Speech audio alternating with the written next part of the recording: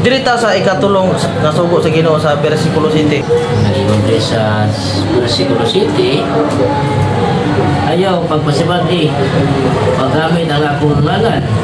Ako si Yahweh, na inyong Diyos, silutan ko sa bisan kinsa nga nagpasipala sa akong ngalan.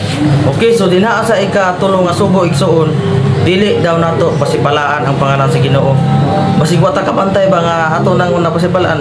Ang atong nahibalaan kanang atong palikason ng Ginoo mo na pasipala, pero dili ra siya mao igsuon.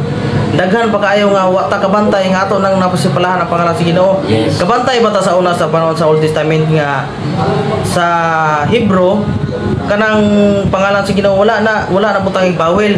YHW ra na siya.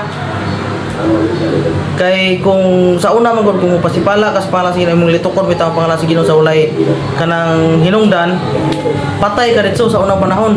Pero karon kay grasya naman ta karon, dili ka mamatay kung masipad-an imong pangalan sa Ginoo, pero dito sa paghukom naman. Oh.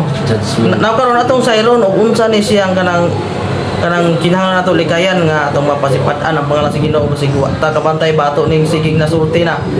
Kaning pulong bitaw nga sus kanang mana ta sus kuha na ato niya kana siya pasipala na siya sa pangalan sa Ginoo. Ngano man unsa kinsay pangalan ni sa atong Ginoo si Jesus. O atong nalitok ang sus, di ba ata nga sus kuha na gyud ato niya kanang magamit nato ng pulong nga sus ba. Atong na hisgutan bitaw ang pangalan sa Ginoo sa ulay pasipala. Kanang mulitok bitaw tag sus nga mulay murag ato nang nahimog ekspresyon nato ba.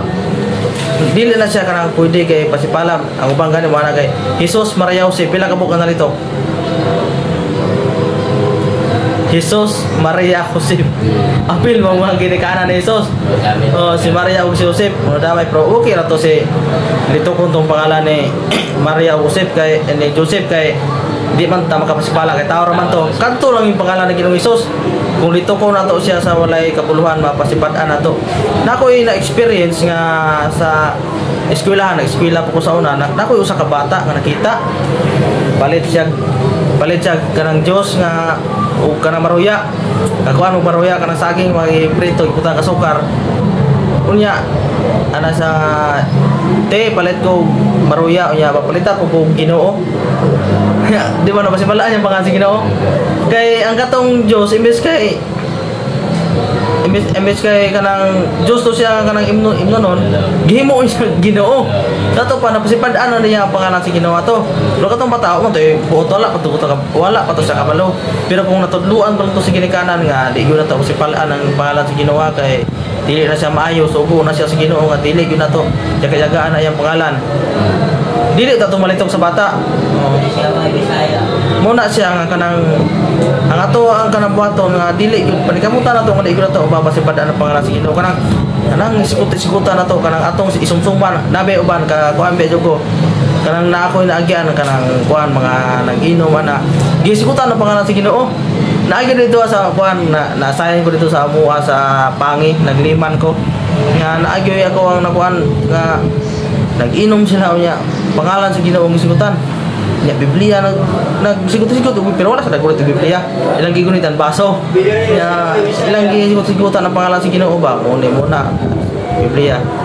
Di man siya pwede kay dili man na kanang balaan.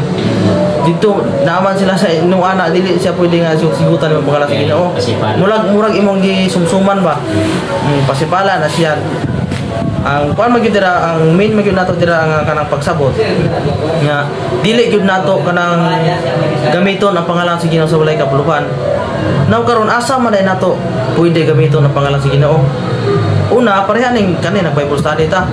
Pwede ni atong gamit ang pangalan sa Ginoo kay balaan man magampo atong kanang magamit ang pangalan sa Ginoo kay nagampo man ta sa iya kanang naay mga disgrasya biyahe ta nya wata kabalo na mga dautan ay mga tao nga nagplano sa ato dinautan mga tagtabang si Ginoo na ato yung sampiton niya pangalan kay kinahanglan man ta nga kanang atong tawgon ang Ginoo kay ingon man siya sa Roma 10:13 nga katong ang tanan nga mutawag sa pangalan sa Ginoo malawas pero dili siya internal life nga kaluwasan kay kana man ang pagsabot mo sa uban gud pod kanang Roma 10:13 kanang internal life bang kaluwasan. Ang tanan jud mo bisa pag unsa ka kriminal bisa pag pila ka libot ng gipatay basta mo tawagan ka sa Ginoo maluwas. Dili na pero kung imong basahon ang konteks ana din na kato ng mga tao nga mga tabang sa Ginoo nga kanang mga naigo og mga katalagman o mga tabang sa Ginoo ana. Diha na to magamit ang pangalan sa Ginoo sa pag-preaching, sa pag-ampo, sa pag-Bible study, sa pagsimba. Diha nato pwede nato gamiton ang pangalan sa Ginoo. Pero sa mga walay pulos dili nato siya pwede gamiton. So muna siyang ikatulo nga sugo. Nga kuan ang unang sugo ako ang Ginoo nga Diyos dili ka magsimba. Kung laing Diyos sa tubangan ko, sa ikaduha, di ka magkulit ng larawan.